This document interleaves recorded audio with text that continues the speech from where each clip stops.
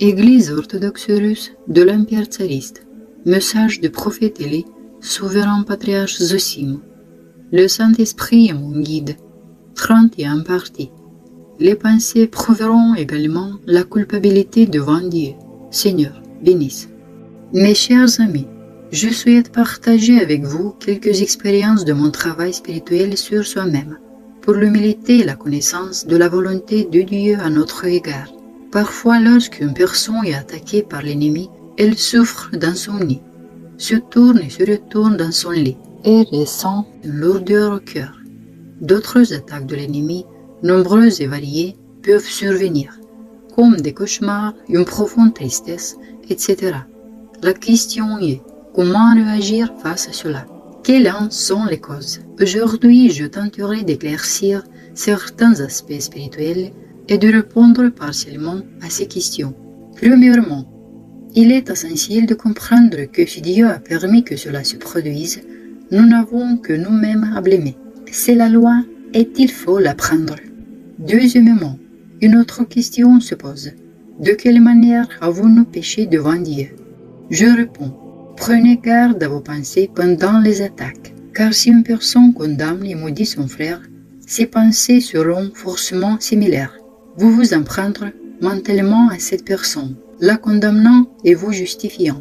De telles pensées, bien sûr, nous tourmentent, car elles ne nous laissent aucun répit. Ici, le Seigneur montre clairement par cette souffrance mentale que celui qui est tourmenté est coupable devant Dieu. Et c'est pourquoi cette souffrance mentale est permise.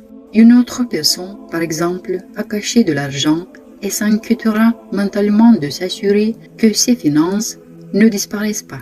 Voilà ce que j'essaie de vous expliquer brièvement, mes amis. La culpabilité d'une personne devant Dieu peut être révélée par la persistance de ses pensées. Comprenez-vous, souvenez-vous de cela et apprenez à travailler avec vous-même en tant que personne véritablement orthodoxe et à ne pas juger votre prochain. Si pendant la prière, vous ne trouvez ni paix intérieure, ni silence, ni concentration en Dieu avec de bons sentiments, alors vous devez vous repentir et rechercher la cause de votre péché. En quoi avez-vous péché exactement devant Dieu? Si une personne poursuit constamment ce travail sur elle-même, elle accédera rapidement à la grâce du Christ et connaîtra la joie et la sagesse. Alors, observez vos pensées pendant les chutes. Il existe d'autres états spirituels où l'ennemi attaque et où vous vous sentez mal, mais où votre attention reste tournée vers Dieu et où les pensées ne vous submergent pas. Dans ce cas-là, soyez assurés, car les démons nous haïssent et nous attaquent. En de tels moments, je récite la prière de Jésus avec encore plus de ferveur et de repentir, et le Seigneur me console en temps voulu. Durant ces périodes, souvenez-vous simplement que nous sommes chrétiens et que le démon nous haïsse. Endurez tout pour l'amour du Christ et tout ira bien. Alors, mes chers, j'ai essayé de vous résumer brièvement ce que l'Esprit de Dieu m'a enseigné. Acceptez cette petite expérience pour la gloire de Dieu et votre salut.